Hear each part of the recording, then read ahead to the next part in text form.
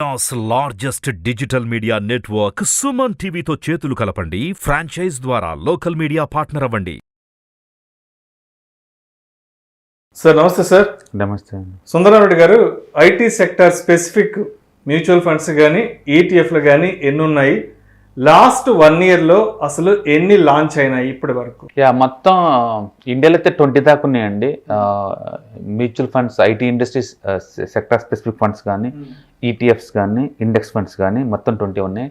ఈ 20లో కూడా ఒక 7 వరకు అంటే 35% లాస్ట్ 1 yearలోనే లాంచ్ చేశారండి. మామూలుగా అయితే last 1 year IT industry returns worst అండి compare to any other industry. అంటే జస్ట్ 5% రేట్ ఆఫ్ రిటర్న్ వచ్చింది లాస్ట్ 1 yearలో. బట్ స్టిల్ ఎందుకు మెజారిటీ ఈ మ్యూచువల్ ఫండ్స్ కానీ, ఈటీఎఫ్స్ కానీ, ఇండెక్స్ ఫండ్స్ రూపంలో కానీ ఎందుకు ఇలా లాంచ్ చేస్తున్నారు కంటిన్యూస్గా? ఆల్మోస్ట్ ఈ సంవత్సరం ఎలోన్ ఎందుకు 7 వచ్చినాయి అంటే వాళ్ళు ముందు రోజుల్లో ఈ సెక్టార్స్ ఎక్కువ ఎక్స్పెక్ట్ చేస్తున్నారండి. మామూలుగా అయితే మ్యూచువల్ ఫండ్ ఇండస్ట్రీ వాళ్ళు సెక్టార్ చాలా హాట్ అయితేనే చేంజ్ చేస్తూ ఉంటారు.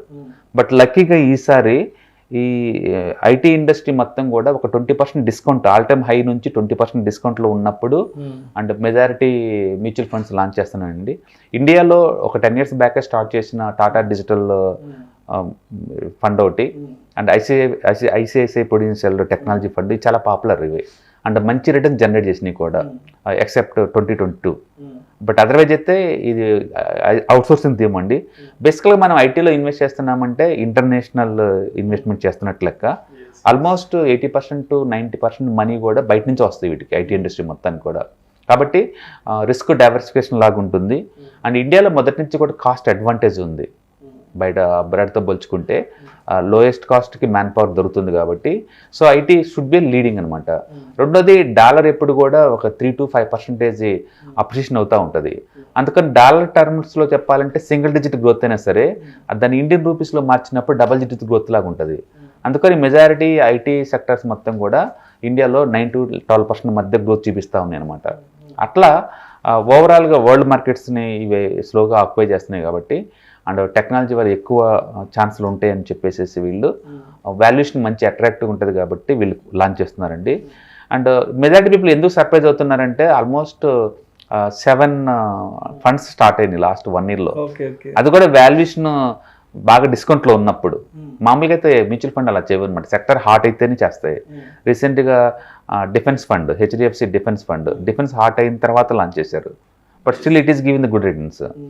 అలాగే micro cap fund, Motilal Oswal micro cap fund, అది థీమ్ హాట్ అయిన తర్వాతనే లాంచ్ చేశారు వాళ్ళు. బట్ ఐటీ అలా కాదు, ఐటీ ఆల్రెడీ పాపులర్ ఇండియాలో అండ్ అవుట్ ఆఫ్ కవరేజ్ ఏరియాలో ఉన్నప్పుడు మాత్రం వీళ్ళందరూ లాంచ్ చేస్తున్నారండి.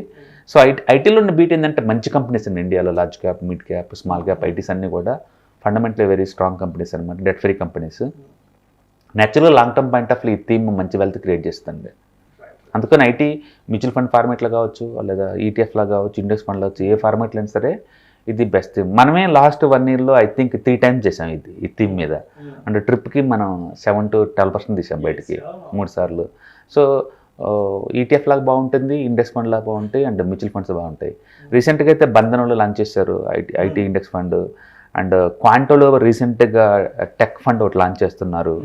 అండ్ డిఎస్పి వాళ్ళు లాంచ్ చేశారు ఇండెక్స్ ఫండ్. యాక్సిస్ బ్యాంక్ వాళ్ళు axis mutual fund IT fund launch చేశారు. అండ్ కొత్త ప్లేయర్స్ అందరూ లాంచ్ చేస్తూ ఉన్నారండి. కొంతమంది ఏమో వాళ్ళు ఇంకా ఈటీఎఫ్ ఇండెక్స్ ఫండ్స్ లాంచ్ చేయలేదు కాబట్టి లాంచ్ చేస్తున్నారు. కొంతమంది అయితే మాత్రం మ్యూచువల్ ఫండ్లే లాంచ్ చేస్తున్నారు. మొత్తానికైతే మ్యూచువల్ ఫండ్స్కి ఐటీ ఫండ్స్లో మాత్రం రీసెంట్గా కొంచెం కదలిక బీన్ అయింది. ఎక్కువ ఫండ్స్ బీన్ చేస్తున్నాయి దీని మీద. బహుశా కాంట్రాక్ట్ థింకింగ్ అయి ఉండొచ్చు, అంటే నెక్స్ట్ 1 or 2 yearsలో IT maybe going to perform అనమాట. అంటే చార్ట్స్ కూడా బ్రేక్అవుట్ అయినాయి కాబట్టి మంచి వాల్యుయేషన్లు ఉన్నట్లు లెక్క. ఎప్పుడైనా లోయెస్ట్ వాల్యుయేషన్ ఉన్నప్పుడే మనం మ్యూచువల్ ఫండ్లో ఎంటర్ అవ్వడం బెటర్, థీమ్ హాట్గా ఉన్నప్పుడు చేంజ్ చేసే బదులు. అంటే ఫస్ట్ టైం మామూలుగా అయితే మ్యూచువల్ ఫండ్స్ ఎప్పుడు కూడా థీమ్ డల్గా ఉన్నప్పుడు లాంచ్ చేయవు, హాట్గా ఉన్నప్పుడే చేంజ్ చేస్తూ ఉంటారు. బట్ ఫస్ట్ టైం మాత్రం ఐటీ కొంచెం డల్గా ఉన్నప్పుడు లాంచ్ చేస్తున్నారు.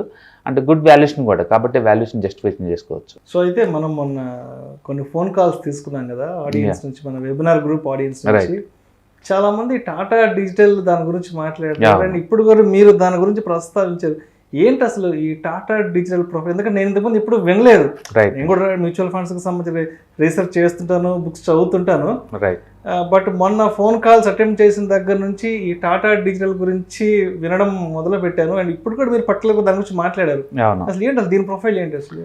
అంటే ఇవి సెక్టర్ స్పెసిఫిక్ ఫండ్ అండి. అండ్ సెక్టర్ స్పెసిఫిక్ ఫండ్స్ ఏమైనా సరే 80% మనీ మొత్తం కూడా సింగిల్ సెక్టర్లోనే పెట్టాలి. సో న్యాచురల్గా ఇండియాలో ఉన్న ఈ ఐటీ కంపెనీస్లోనే వీళ్ళు ఇన్వెస్ట్ చేస్తూ ఉంటారు అనమాట. ఓకే. సో న్యాచురల్గా India IT average returns total సెక్టర్లా చూసుకుంటే గత ఆల్మోస్ట్ 18 years నుంచి 22% ఉందండి గ్రోత్. అది 22% గ్రోత్ అంటే natural best sector, one of the best leading sector.